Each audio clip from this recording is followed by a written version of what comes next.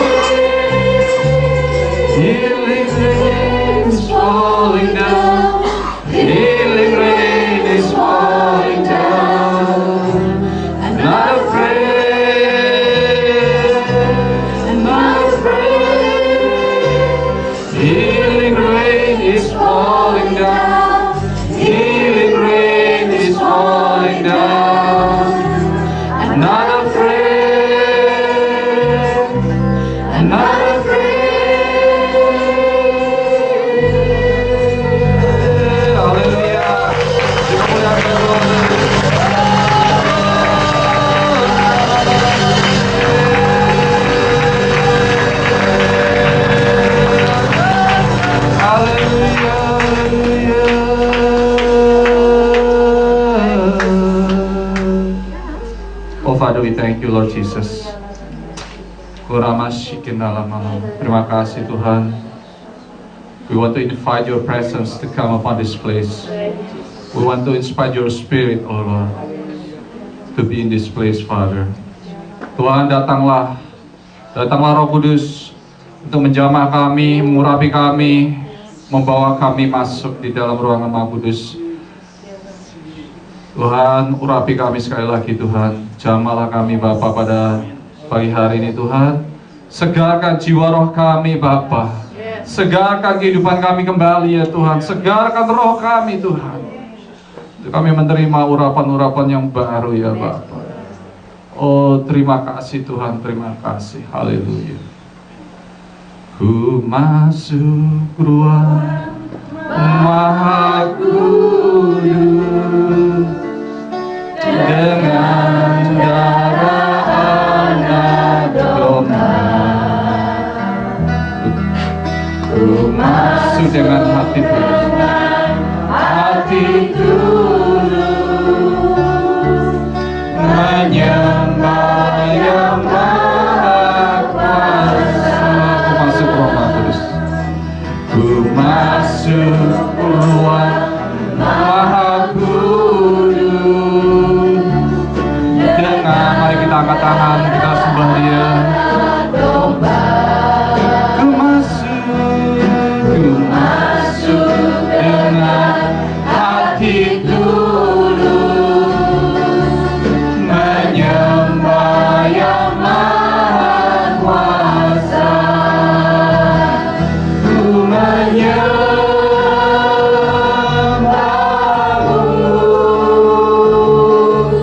ku sembah.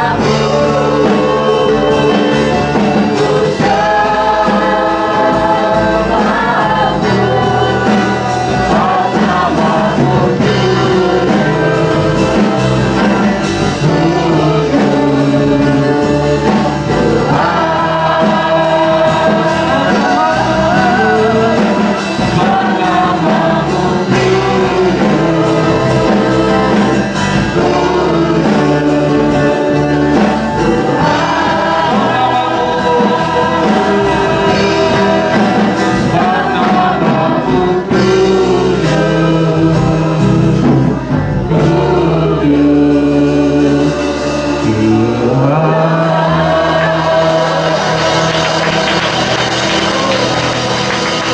kita sembah Dia.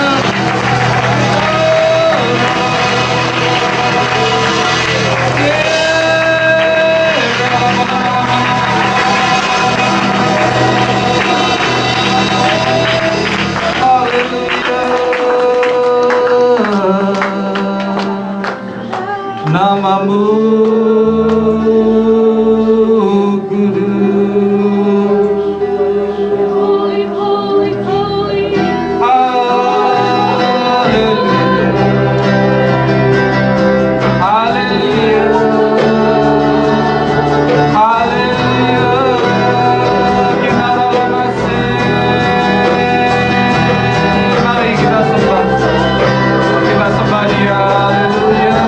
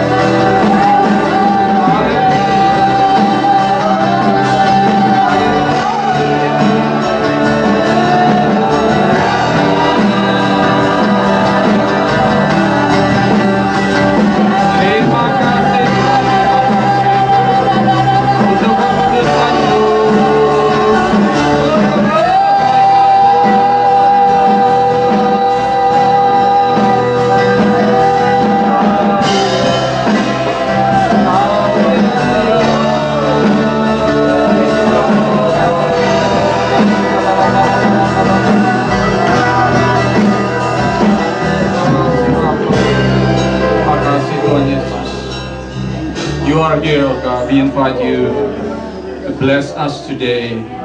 We ask you to be here with us today. Kami mengundang Engkau Roh Kudus berhadir bersama-sama dengan kami pada hari ini, Tuhan. Terima kasih Bapa. Speak through your servants, oh God.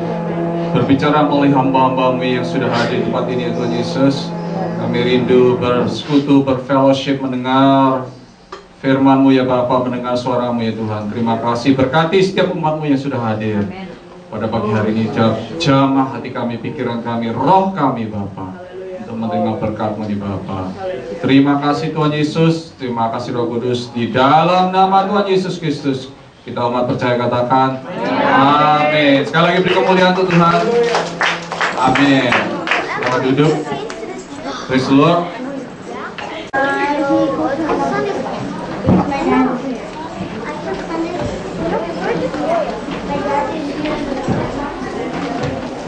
So we are blessed today.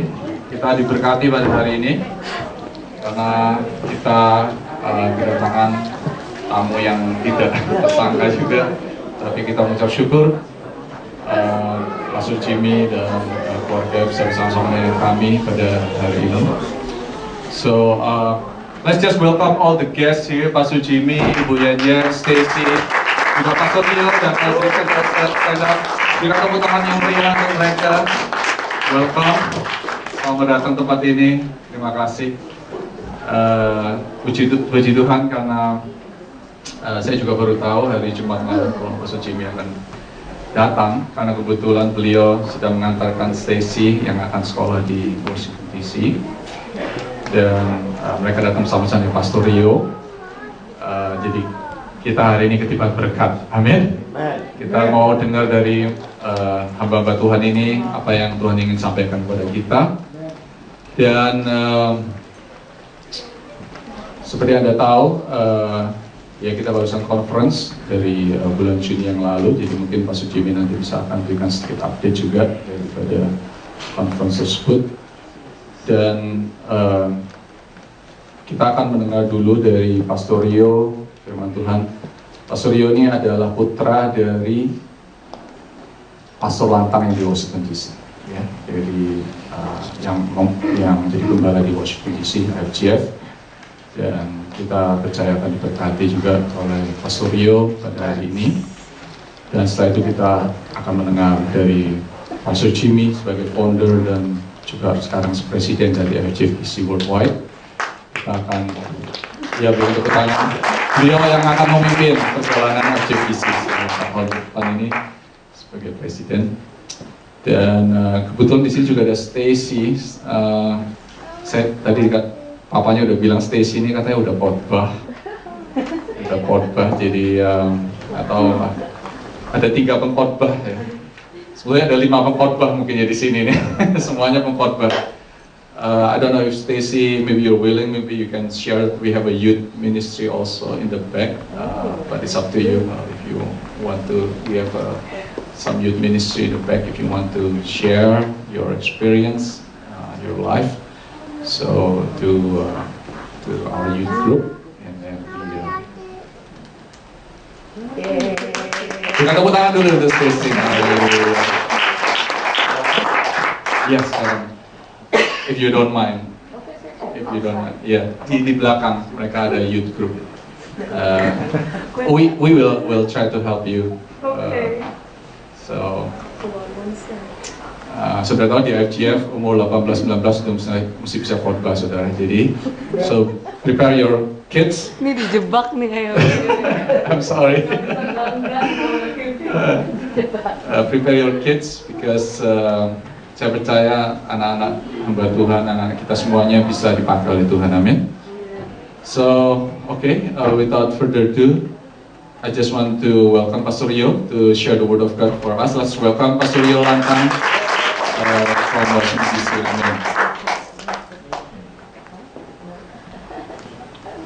Thank you, Pastor Tony. Puji Tuhan, shalom semua. Pagi hari ini saya ingat tahun lalu saya ada di sini juga dengan istri saya Audrey, dengan Pastor Jimmy juga waktu itu, dan tepat 12 bulan yang lalu. Seperti tadi Pastor Tony katakan, kami datang kemarin aja.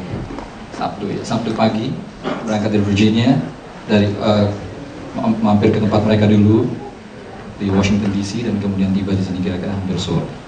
Dan kita pisah, malamnya kita masih mau rencana makan di Times Square di halal food, tetapi somehow telepon saya itu waktu masuk di basement di mana itu ya, di Hard Rock Cafe itu nggak hilang signalnya sehingga sampai jam 2. Tapi saya terkesan sekali ya, jam 1:30 malam di subway di New York itu masih berdiri semuanya. Kami nginep di Brooklyn, jam 1:30 lewat itu masih penuh. Wah, luar biasa. Puji Tuhan. Pagi hari ini saya ingin bagikan satu message. Tadi kita sama-sama menyembah Tuhan, sama-sama menyanyikan satu pujian yang terakhir, sebelum yang terakhir, mengenai healing rain coming down. Dan saya percaya bahwa memang ini waktunya, masanya, bahwa Tuhan sedang mencurahkan kuasanya dan kuasa kesembuhan terjadi. Ya, saya beberapa hari terakhir ini ada luka di wajah saya. Kemudian tadi malam tuh kayaknya makin mengganggu. Kemudian saya pegang terus. Saya tahu Tuhan malam hari ini saya sembuh. Puji Tuhan, tadi pagi saya masih ada, tetapi paling nggak udah nggak cenut gitu ya. Dan saya tahu ini karena Tuhan jawab, Tuhan peduli. Puji Tuhan. Bagaimana kalau kita minta kesembuhan sama Tuhan, lalu Tuhan diemin, Tuhan gak jawab? Ya Tuhan, saya percaya bahwa di Alkitab, di firman Tuhan dikatakan bahwa setiap kali orang-orang datang kepada Yesus minta kesembuhan, semua diberikan kesembuhan dan mereka sembuh. Tapi ada kalanya, ada satu contoh di mana mereka tuh nggak langsung melihat kenyataan manifestasi kesembuhan itu terjadi. Ya, saya ambil tema ini karena beberapa waktu yang lalu ada teman saya di Jakarta, dulunya masih di Washington DC. Kemudian dia pulang ke Indonesia, dia kirim satu email dari Daily Bread. Dikatakan bahwa ada satu orang namanya, saya lupa namanya, Santiola kalau nggak salah, seorang Spanish, seorang Spanyol. Dia itu menemukan satu gua di daerah Eropa, di dekat Spanyol, Perancis, di mana dalam gua itu ada satu image yang bagus sekali, yang indah sekali, gambar-gambar bison, gitu ya. Dan kemudian dia temukan dengan anaknya umur 9 tahun. Dan penemuan ini kemudian dia teruskan dan kemudian dia sampaikan ke satu perkumpulan arkeologi sedunia di Prancis. Tetapi penemuan ini kemudian dianggap, mungkin ada orang-orang yang sirik, orang yang nggak suka, yang nggak senang, sehingga mereka anggap penemuan dari namanya kalau nggak Santiola ini palsu, dikatakan palsu, sehingga nggak bener lah gitu. Apa reaksi dari orang ini? Dia kemudian menjadi tertekan. Umurnya waktu itu masih lumayan muda. Dia begitu depres sehingga beberapa tahun kemudian dia meninggal. Saudara tahu, waktu beberapa tahun setelah dia meninggal, ada satu arkeolog Prancis yang menyelidiki penemuan dari orang Spanyol ini dan menemukan kemudian bahwa ternyata penemuan ini benar, asli, dari beberapa ribu tahun sebelumnya di gua di Spanyol. Dan diadakan penghargaan tahun 1900 awal, 1902, dan dinyatakan bahwa dia pantas dapat penghargaan sedunia. Tapi sudah tahu orang ini nggak mengalami, nggak terima penghargaan itu karena dia sudah meninggal. Meninggalnya kenapa? Karena waktu dia dinyatakan di penemuan itu palsu, dia depressed. Ini kisah nyata ya saudara ya. Nah kadang-kadang kita juga begitu. Kita bagaimana reaksi ini? Reaksi kita terhadap sesuatu hal, suatu kenyataan itu sebenarnya menentukan apakah kita akan melihat hidup kita tenang, hidup kita berhasil, kita mengalami berkat Tuhan, kemuliaan Tuhan dan sebagainya. Tadi saya ulangi lagi, kadang-kadang kita minta berdoa kepada Tuhan agar penyakit saudara mengalami kesembuhan, tapi nggak selalu ada. Di Matius 15, kalau saudara baca ayat 21, beberapa ayat di situ 2-28, ada seorang perempuan, seorang ibu dari Kanaan datang kepada Yesus, lalu katakan bahwa anaknya kerasukan setan, sakit dan minta disembuhkan. Tapi kalau saudara tahu ceritanya di Matius 15 itu, Yesus cuekin ini ibu, dia diemin. Bahkan dikatakan bahwa Yesus nggak menjawab sesuatu terhadap permintaan dari ibu ini. Ya, saudara mungkin pernah mengalami, saudara berdoa kepada Tuhan, nggak dijawab, nggak dengar suara apa-apa gitu. Bahkan nggak dibilang iya juga enggak juga enggak. Ya, ini kenyataan ya saudara. Dan apa yang terjadi waktu dia datang kepada Tuhan, kepada Yesus, malah Yesus bilang nggak pantas kamu dapat. Ya, bahkan Yesus kasih perumpamaan, makanan pada anak itu nggak pantas diberikan kepada seekor anjing. Saudara, bayangkanlah kalau saudara lagi berdoa seperti ini, minta kesembuhan kepada Tuhan, lalu ada situasi semacam ini datang. Saya nggak pantas lah datang ke gereja minta didoakan karena saudara sakit, lalu orang gereja, pastor mungkin saudara, atau penatua atau orang-orang gereja katakan kamu nggak pantas, udahlah sana pergi aja. Ini kesembuhan ini kamu berdosa lah, makanya kamu begitu. Suka-suka dengan seperti itu gitu ya. Tapi ini kalau saudara baca di Matius 15, ibu ini kemudian digitukan sama Yesus, malah dia mendekat kepada Tuhan, ayat 20-an ya. Dia mendekat dan kemudian dia menyembah Tuhan. Saya rasa ini suatu reaksi yang harus kita contoh. Dia malah mendekat dan menyembah Tuhan. Ya, waktu dia datang kepada Tuhan, kemudian dia malah bilang bahwa, nggak usah kasih makanan atau roti itu. Ya, yang jatuh-jatuh aja juga dia mau. Saudara tahu apa yang terjadi? Yesus memuji imannya setinggi langit. Akibatnya anaknya sembuh. Bayangkan saudara, kalau seperti yang tadi orang Spanyol, Santiola, dia dibegitukan sama penemuannya dikatakan palsu. Kalau dia tenang-tenang aja, dia nggak akan stres, depres, dia nggak akan mati, dia nggak akan meninggal. Ya, sama juga seorang ibu tadi, ibu dari Kanaan. Kalau dia diusir lalu dicuekin, nggak dijawab oleh Yesus, lalu dia mundur, apa dia terima kesembuhan? Nggak akan terima kesembuhan saat itu. Tapi karena dia terus maju, datang kepada Yesus, maka dia menerima kesembuhan. Ada satu cerita lagi, saudara pasti tahu cerita mengenai Yunus. Dia disuruh oleh Tuhan untuk menginjil ke satu daerah namanya Niniwe, tapi dia nggak mau. Saya pernah nonton beberapa bulan yang lalu, atau tahun lalu ya, di Lancaster, di apa namanya, Sight and Sound Theater, ya, cerita mengenai Nuh. Di situ ceritakan bagaimana kenapa kenapa Yunus itu tidak mau pergi, ya, karena ayahnya dibunuh oleh orang-orang Niniwe, dan karena bangsanya itu di-abuse oleh orang Niniwe. Sehingga kalau saya pikir-pikir kenapa dia nggak mau, saya kira wajar ya saudara ya. Ini suatu kenyataan hidup. Dia disuruh Tuhan ke Niniwe tapi dia nggak mau. Lalu dia lari ke tempat yang lain.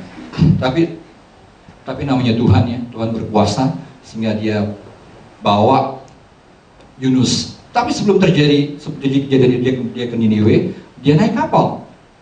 Saudara tahu ada tofan, ada badai yang menerpa kapal itu, dan kapal itu menjadi goncang dan hampir tenggelam.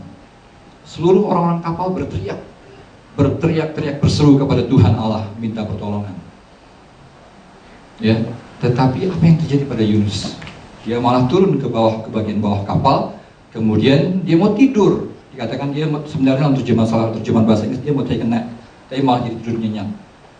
Saudara bisa bayangkan nggak, saudara, kalau udah pernah naik transportasi, lagi naik bus, mungkin naik pesawat, lalu naik kapal laut, lalu keadaan seperti itu, kayak mau ada terjadi masuk jurang atau jatuh, apa yang saudara lakukan? Saya kira apa yang mereka lakukan di kapal itu juga kita kerjakan. Ya, kita teriak berseru kepada Tuhan. Tetapi kenapa Yunus bisa begitu? Ini reaksi yang luar biasa, reaksi yang aneh, tetapi bisa kita contoh. Dia turun ke bagian kapal, lalu dia tidur. Lalu orang-orangnya tanya, ditemukan Yunus lagi tidur, lalu mereka tanya, kenapa kamu tidur? Kalau sudah baca Yunus pasal 1, di ayat-ayat Yunus pasal 1 dan 2, dia katakan bahwa dia tahu bahwa dia menyembah kepada Tuhan. Dia takut akan Tuhan, dan dia tahu siapa Tuhannya dia. Ini kuncinya ya saudara ya. Kenapa dia nggak panik, dia malah tidur. Saudara tahu ceritanya Yesus waktu dengan murid-muridnya di perahu, kemudian terjadi juga sama, kurang lebih badai, Yesus juga tertidur. Ini aneh ya saudara, kalau pikir-pikir ya, lagi ada badai yang goncangan di laut, di perahu, dia bisa tidur. Tetapi saya kira ini juga contoh yang baik. Jawaban dari Yunus adalah dia tahu siapa Tuhannya dia, Tuhan yang memegang alam semesta, sehingga dia nggak perlu takut. Dia menyembah Tuhan yang menguasai alam semesta, sehingga dia nggak perlu takut. Saya pernah, waktu saya masih sekolah di Jakarta, masih SMA, kita jalan-jalan ke puncak. Kemudian satu waktu naik bus gitu ya, di bus, kita sewa bus, lalu di puncak, kemudian rem dari bus itu blong, turunan gitu ya, lalu panik, satu bus itu panik. Saya pas duduk di paling belakang, dan pertama-tama nggak tahu apa yang terjadi. Tapi waktu saya tahu orang-orang teman-teman saya itu mau keluar dari pintu belakang, saya tahu ini sesuatu sedang terjadi gitu ya. Dan ternyata remnya belum. Waktu itu nggak tahu ini dari mana, tapi saya tahu ini karena saya anak Tuhan. Saya datang kepada Tuhan. Saya berteriak, nggak berteriak keras-keras, tapi saya bilang, Tuhan tolong. Anehnya ya saudara ya, satu di belakang saya nggak ikut-ikutan mau keluar. Ya, udah pas lagi sempit-sempitnya, tetapi saya diem-diem aja duduk. Saya juga nggak panik, kemudian saya tenang-tenang aja. Udah tahu akhirnya busnya dia temukan, kadang-kadang kalau di puncak gitu ada satu daerah di mana buat kalau ada kendaraan blong remnya, lalu bisa ke kiri, lalu ada tanjakan gitu sehingga dia berhenti otomatis gitu ya. Saya pikir belakangan, saya pikir kenapa saya bisa tenang, orang lain nggak tenang. Kalau mereka nggak tenang, menurut saya itu wajar juga. wajar lah kalau misalnya bila pergi, kalau saudara punya istri, punya anak, mungkin langsung bawa mereka gitu ya. Tetapi yang saya mau tekankan di sini, kadang-kadang ada hal-hal di mana kita tuh nggak bisa kuasai keadaan, dan hanya Tuhan yang bisa kuasai. Dan kalau kita tahu bahwa kita memiliki Tuhan yang menguasai alam semesta ini, maka sebenarnya kita nggak perlu takut. Reaksi kita nggak perlu seperti orang-orang seperti dalam cerita mengenai Yunus tadi. Karena apa? Karena kita tahu siapa Tuhan kita. Amin, saudara.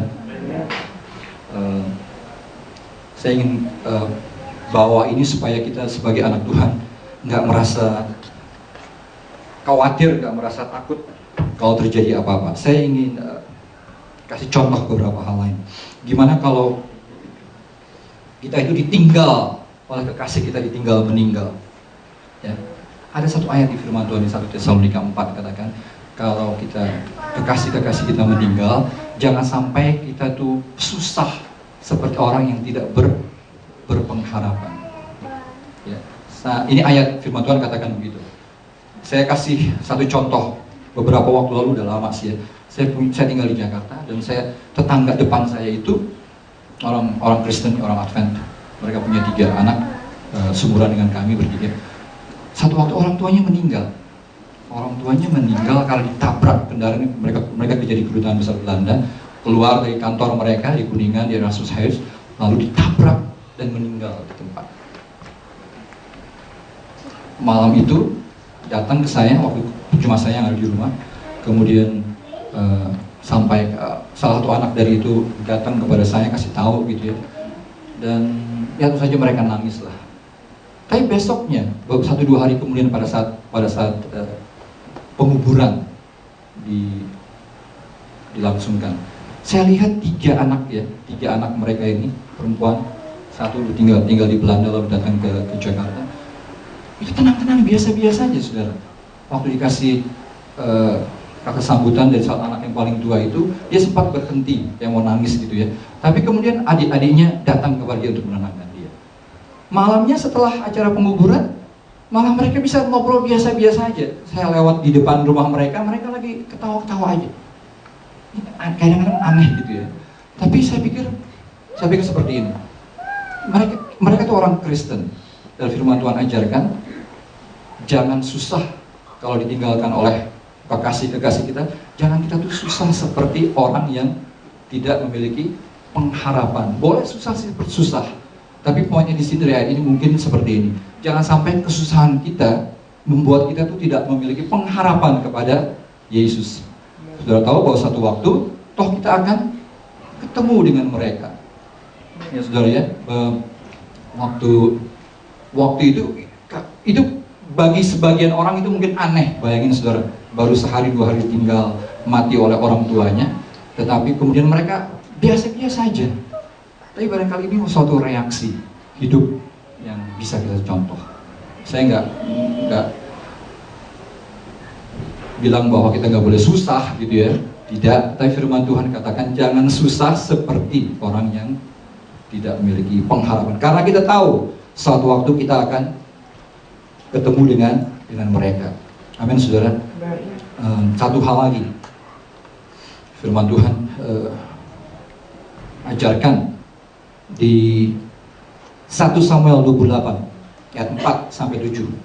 Suatu waktu bangsa Israel itu dikepung oleh tentara musuh, dan waktu itu Saul masih menjadi raja.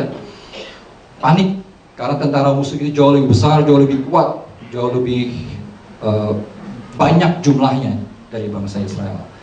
Lalu Saul datang kepada Tuhan. 1 Samuel 28 ayat 4-7. Lalu dia berdoa kepada Tuhan. Kalau saudara baca di ayat-ayat ini, dia berdoa, tetapi Tuhan nggak jawab. Tuhan tidak jawab. Ini kurang lebih sama seperti contoh di Matius 15 tadi. Perempuan Kanan itu berdoa, tapi Yesus sama sekali nggak menjawab, meskipun hanya sebentar. Tuhan nggak menjawab, baik melalui mimpi, melalui perantaran nabi, melalui penglihatan, Tuhan nggak jawab. Apa yang terjadi dengan Saul? Dia kemudian waktu dia tahu bahwa Tuhan nggak menjawab, dia lihat Tuhan tidak menjawab, dia datang Lalu dia menyuruh bawahannya untuk pemanggil arwah, memanggil orang yang sanggup memanggil arwah peramal. Ya, saya harap di sini kalau misalnya ada saudara lagi berdoa atau ada keperluan apapun juga, lalu nggak menemukan jawaban, oh Tuhan nggak menjawab itu, lebih baik saya lari ke pemanggil arwah atau dukun atau sebagainya. Saya harap itu tidak terjadi di tempat ini, saudara ya. Karena Tuhan, bagi Tuhan itu merupakan hal yang Tuhan benci, kekejian bagi Tuhan, kata firman Tuhan. Ya, tetapi ini yang terjadi, saudara. Taruhlah saudara berdoa kepada Tuhan, lalu Tuhan diemin, Tuhan cuekin, Tuhan nggak jawab. Ini firman Tuhan bilang itu, Tuhan nggak jawab, saudara. Nggak ada tanda-tanda bahwa Tuhan dijawab. 1 Samuel 28. Lalu reaksi Saul bagaimana? Saya ingin saudara belajar dari perhatikan, renungkan. Reaksi seseorang dengan yang lain itu bisa berbeda satu dengan yang lain. Saudara tahu bahwa reaksi wanita dan pria juga berbeda satu dengan yang lain. Kalau ada bahaya, biasanya wanita cenderung, ini saya sih baca ya, penelitian, cenderung untuk teriak. Nah, misalnya contoh, ada tiba-tiba beruang atau singa di depan dia ketemu. Seorang wanita biasanya, nggak semua pasti ya, akan lebih dulu teriak, takut, ketakutan, seperti itu. Kalau pria ketemu dengan bahaya seperti itu, biasanya penyelidikan mengatakan biasanya dia kalau nggak dia istilahnya fight or flight, kalau nggak dia maju, dia lawan atau dia lari. Saya rasa saya juga cenderung seperti itu yang kedua. Makanya saya mungkin kadang-kadang kalau lihat film-film lalu atau film kartun, lihat sesuatu mau nyerang mereka nih film misalnya, lalu dia cuma teriak aja nggak ngapa-ngapain, saya suka sebel, ini kenapa nggak lari? Atau kenapa nggak ambil sesuatu untuk lawan gitu ya? Tapi rupanya penyelidikan. Jadi berbeda satu dengan yang lain. Jadi kapan-kapan kalau misalnya ada saudara ketemukan di rumah, lalu lihat satu perempuan atau wanita atau istri saudara lagi melihat tikus, lalu tiba-tiba nggak ngapa-ngapain malah diem gitu, malah teriak, ya nggak apa-apa, jangan diapa-apain gitu ya, ambil aja tikusnya segala macam gitu. By the way, saya kemarin di Brooklyn dekat hotel, saya ketemukan tikus besar.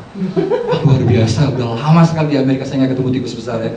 Terakhir waktu masih saya ketemu sama adik saya kakak saya di Los Angeles tahun 90-an, suka ada tikus besar di sana. Tapi di Virginia, di Washington DC, setahu saya kecil-kecil tikusnya. Kemarin saya ketemu tikus besar. Saya lihat istri saya bilang, ada tikus, berhenti dulu. Enggak usah, dia pasti takut sama kita. Lalu kita jalan. Jadi reaksi orang berbeda-beda. Sama juga, nah nih kita belajar, kita perhatikan apa yang terjadi dengan Saul. Waktu dia lihat, dia tahu bahwa Tuhan itu nggak jawab doanya, apa yang dia lakukan? Kalau tadi perempuan Kanaan, dia malah mendekat dan menyembah Tuhan, menyembah Yesus. Tapi Saul enggak. Dia tahu ini Tuhan nggak jawab mungkin nggak disebutkan berapa lama. Tapi dia malah suruh bawahannya untuk panggil peramal, memanggil arwah. Gitu kali, aduh ini luar biasa sekali Saul. Dan sudah tahu ceritanya di ayat-ayat berikutnya, di pasal berikutnya, Saul mati. Mereka diserang oleh tentara musuh, dan pada suatu tempat di mana satu prajurit tentara musuh berhadapan satu dengan Saul. Lalu Saul bilang, bunuh saya. Tapi prajurit ini nggak mau bunuh. Lalu dia ambil pedangnya, dia taruh di tanah, lalu Saul menjatuhkan dirinya ke tanah, lalu dia mati. Apa yang terjadi? Saya kasih satu reaksi lagi. Raja Daud di 2 Samuel 12 ayat 20-an, ada 2 Samuel 12, satu pasal itu. Dia ditemui bahwa dia itu bersalah, dia berdosa, dia berzina dengan seorang perempuan namanya Bathsheba. Waktu ketahuan dia salah, lalu dia mau dihukum oleh Tuhan. Yang dilakukan Raja Daud adalah dia datang kepada Tuhan. Dia berdoa, dia ke bait Allah, dia berpuasa selama beberapa hari lamanya. Sehari-harian dia berdoa di bait Allah dan minta pengasihanan Tuhan agar dia diampuni, anaknya jangan sampai, karena anaknya mau mati. Udah berapa hari, anaknya tetap mati. Ya, sudah pernah dengar cerita ini? Anak itu tetap mati. Dan apa yang dilakukan, apa yang terjadi, reaksi apa yang kita bisa lihat dari Daud. Setelah dia tahu anaknya mati, dia bangun, dia kemudian dikatakan bahwa dia mandi, lalu dia makan, dia udah nggak puasa lagi, dia makan, lalu dia datang ke bait Tuhan. Nah, orang-orangnya ini bingung lihat Daud begitu. Lalu dia tanya kepada Daud, kok selama ini beberapa hari kami lihat bahwa Daud begitu datang kepada Tuhan, minta pengampunan sama Tuhan, minta belas kasihan Tuhan, berpuasa, berdoa, berpuasa sehari-harian di bait Allah. Tapi setelah anakmu mati, kok biasa-biasa aja? Pernah gak sih kita seperti itu? Kita datang kepada Tuhan, kita berdoa, kita berpuasa, lalu permintaan kita, apa yang kita inginkan dari Tuhan itu tidak dikabulkan, lalu kita tetap biasa-biasa aja, nggak susah, nggak sedih, nggak mandi, makan, biasa, lalu datang ke gereja lagi, seperti itu. Kadang-kadang orang bisa bingung, bukannya, apalagi kalau dia tuh umumkan bahwa ini anaknya mau mati, saya mau berdoa, saya mau berpuasa, masih Tuhan akan berbelas kasihan kepada kita, kepada saya. Orang-orang ini tanya kepada Daud, sudah baca ceritanya, apa yang Daud katakan. Dia katakan kurang lebih seperti ini, bahwa saya udah minta sama Tuhan, siapa tahu Tuhan berbelas kasihan kepada saya. Tapi Tuhan nggak jawab doa saya, Tuhan nggak berikan apa yang saya minta. Ya sudah, nggak apa-apa, saya nggak bisa bangkitkan dia untuk mati anak saya. Tapi yang saya tahu, satu waktu saya akan ketemu dia, ketemu anaknya. Ini luar biasa sekali ya saudara ya. Ini suatu reaksi yang luar biasa ya. Dan karena dia seperti itu, dia tetap datang kepada Tuhan. Tuhan berikan reward kepada dia ya. Kemudian dia dapat anak lagi dari Batsheba, dan anaknya namanya, sudah tahu namanya siapa? Salomo. Suatu anak yang dipakai Tuhan luar biasa, yang besar. Saya ingin kasih contoh terakhir. Bagaimana kalau kita tuh kehilangan harta kita, kehilangan segala-galanya. Saudara tahu Ayub ya saudara ya? Ayub 1 ceritanya, Ayub 1 dan 2. Dia itu orang yang saleh. Setiap sore dia punya 10 anak, 3 perempuan, 7 laki-laki. Dan setiap sore dia doakan anak-anaknya. Orang yang saleh kata firman Tuhan. Dan juga kaya, dia seorang konglomerat, kaya raya. Dan sudah tahu ceritanya, satu waktu iblis datang kepada Allah di sorga. Dia ingin, wah lihat hambamu Ayub, kata Tuhan, lihat, kamu lihat Ayub hambaku, ya terang aja, kata iblis, dia bisa bagus, dia tetap menyembah Tuhan, dia saleh, karena kata iblis, karena engkau pagari hidupmu. Kata firman Tuhan di Ayub 1 ya, saudara tahu bahwa hidup kita dipagari oleh Tuhan, amin. Jadi nggak akan terjadi apa-apa. Dan lalu iblis orang menawar dengan Tuhan, bagaimana kalau pagar itu engkau angkat? Saya ingin lihat, kurang lebih seperti itu ya, apa yang terjadi dengan Ayub, apakah dia akan tetap beriman kepadamu atau tidak. Lalu Tuhan izinkan. Apa yang terjadi? Kekayaannya, onta-ontanya segala macam itu mati. Dan pada hari yang sama, anak-anaknya juga mati, saudara. 10-10-nya mati. Kalau sudah baca pasal 1, Ayub itu biasa-biasa aja. Dia bilang bahwa Tuhan yang beri, Tuhan yang ambil, terpujilah nama Tuhan. Dia biasa-biasa aja. Lalu iblis datang lagi kepada Tuhan. Tuhan bilang, lihat, dia masih tetap beriman kepadaku, kata Tuhan. Oh, bisa nggak saya sikat satu kali lagi? Ya, di pasal 2 dikatakan saya ingin ambil kesehatan badannya. Dan kalau sudah baca di Ayub pasal 2, lalu dia renggut kesehatannya, tubuhnya, lalu sakitlah badannya. Seluruh sekujur badannya sakit, luka-luka. Luar biasa kalau saudara perhatikan apa yang terjadi dengan Ayub, itu luar biasa sekali ya saudara. Gak akan terjadi lagi seperti itu di zaman kemurahan sekarang ini. Apa yang terjadi dengan keluarganya? Apa reaksi istrinya? Dia datang kepada Ayub, lalu dia katakan kepada Ayub, kepada suaminya, sekarang ini kamu kutuklah Tuhan dan matilah. Luar biasa, istri seperti itu luar biasa, saudara.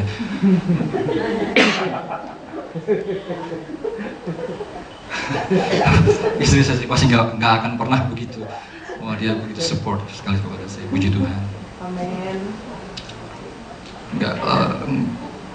Nggak sampai 2 bulan lagi kami akan menikmati anak pertama kami. Tapi di kenyataan, saudara, di Ayub 2 dikatakan bahwa istrinya Ayub berkatakan, kutuklah Tuhan dan matilah kamu. Seperti itu.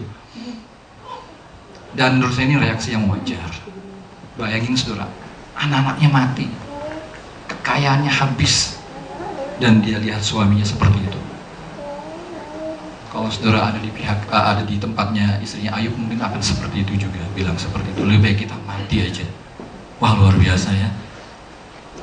Minggu lalu, hari Minggu yang baru, tepat minggu lalu kami di AFC Washington diberkati dengan firman Tuhan dari Ibu Jenny Bendora.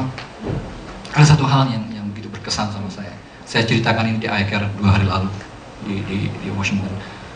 Bahwa saudara tahu ceritanya Elia, waktu dia duel dengan ratusan nabi-nabi Baal dan dia menang. Kemudian setelah terjadi kejadian itu, ada Isabel yang mengejar Elia, ya, dikejar oleh perempuan. Luar biasa. Dia bukan dikejar pengen diambil jadi suami gitu, enggak, mau dibunuh, saudara. Dan saudara tahu ceritanya di Raja-Raja, Elia tuh jadi panik, jadi stres, jadi depres, lalu dia pengen mati. Ini barangkali saudara pernah atau sering dengar renungan semacam ini. Tapi saya begitu berkesan dengan apa yang Ibu Jenny sampaikan minggu yang lalu. Dalam keadaan seperti itu, dalam keadaan Elia pengen mati, ini benar, dia bilang, cukuplah Tuhan, cukup sudah Tuhan. Tapi dalam keadaan seperti itu, ya saudara, ini yang luar biasanya Tuhan itu kepada kita. Tuhan itu datang kepada Elia. Wah, itu luar biasa sekali.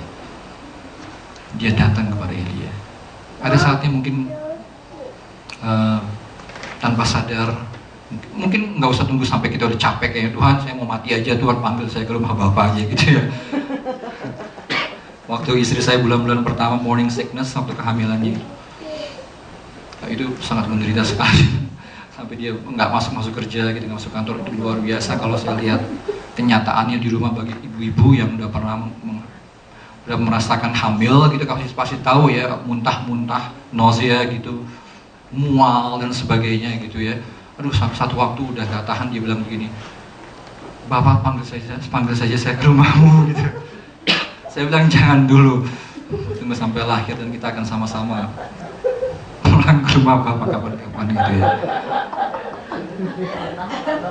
Tapi saudara tahu, kalau satu waktu saudara seperti itu, ingat baik-baik apa yang Tuhan lakukan kepada kita. Tuhan itu datang kepada kita.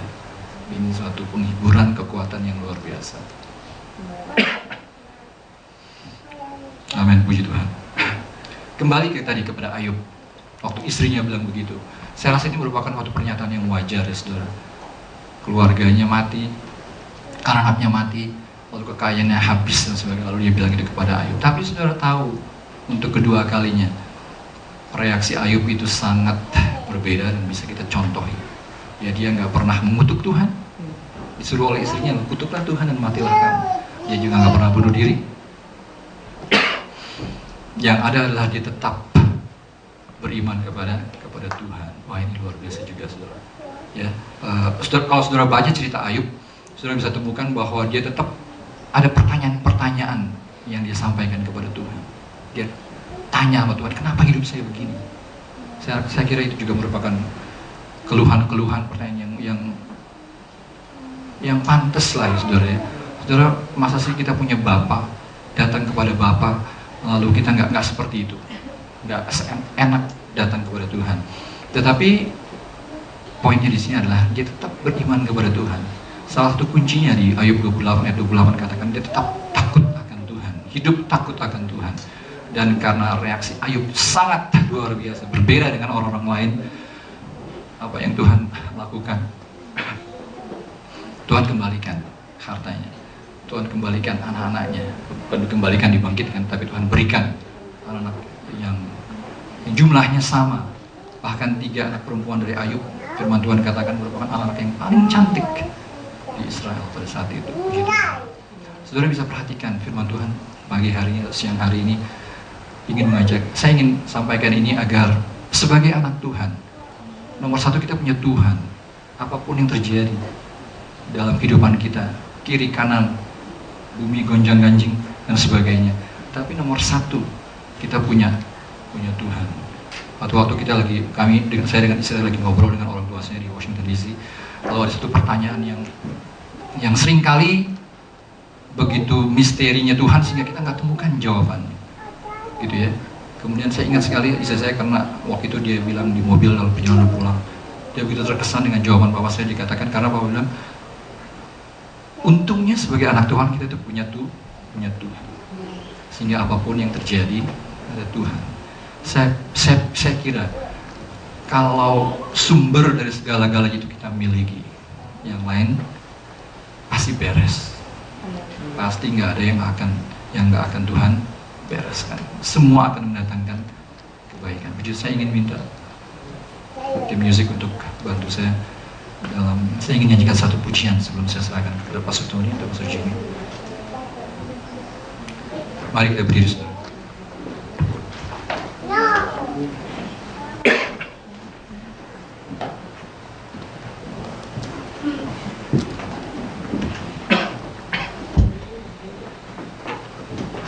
Terima kasih Bapak, kami mengucap syukur Tuhan. Siang hari ini Kau berbicara kepada kami Bapak. Terima kasih kami punya Tuhan. Kami memiliki Engkau Bapak, yang menjadi kekuatan, menjadi penghibur, menjadi penolong dalam kesesakan. Sungguh terbukti, dan itu cukup bagi kami Bapak. Terima kasih, kami mengucap syukur karena kami punya firman Tuhan, dan kami tahu itu juga menjadi kekuatan yang luar biasa, yang akan selalu Tuhan memberikan jalan keluar setiap segala persoalan yang kami ada. Terima kasih Bapak. Kita nyanyikan satu pujian. Yesus kami puja, kami sembah sebagai Raja. Nyanyikan pujian ini, lalu kita akan, saya berikan kesempatan kepada saudara untuk menyembah Tuhan. Yesus kami puja, kami sembah sebagai Raja, berdiri di tengah kami, ditinggikan dan dipuji. Yesus kami puja, kami sembah sebagai Raja, berdiri di tengah kami, ditinggikan dan dipuji. Sembah dan puji penuhi tahta-Mu. Sembah dan puji penuhi tahta-Mu. Sembah dan puji penuhi tahta-Mu. Yesus Tuhan adalah Raja. Sembah dan puji penuhi tahta-Mu. Sembah dan puji penuhi tahta-Mu. Sembah dan puji penuhi tahta-Mu. Sembah dan puji penuhi tahta-Mu. Yesus Tuhan adalah Raja. And as we worship You, Lord, and as we worship build Thy throne, as we worship build Thy throne, as we worship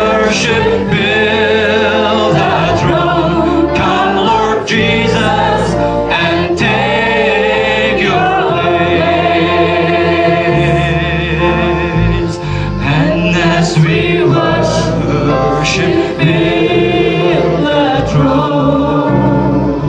And as we worship, build the throne. Hallelujah. And as we worship, build the throne.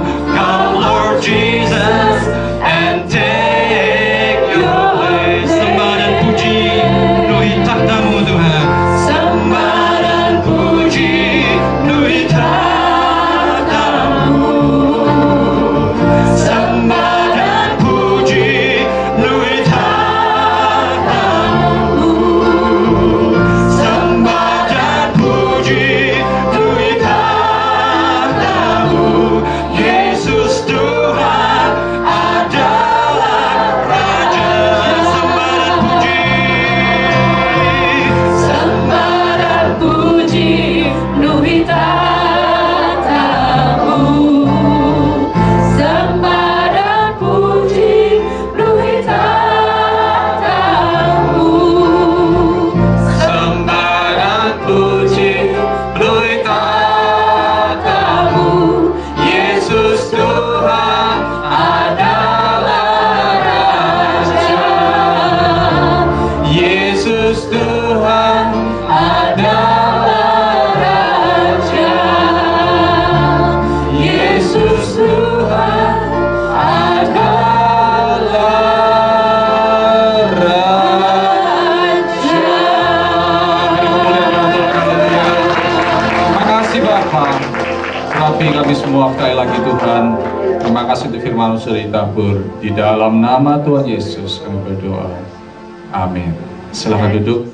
Berikan tepuk tangan sekali lagi untuk Pastor Yo. Amin. Terima kasih Pastor Yo sudah sharing.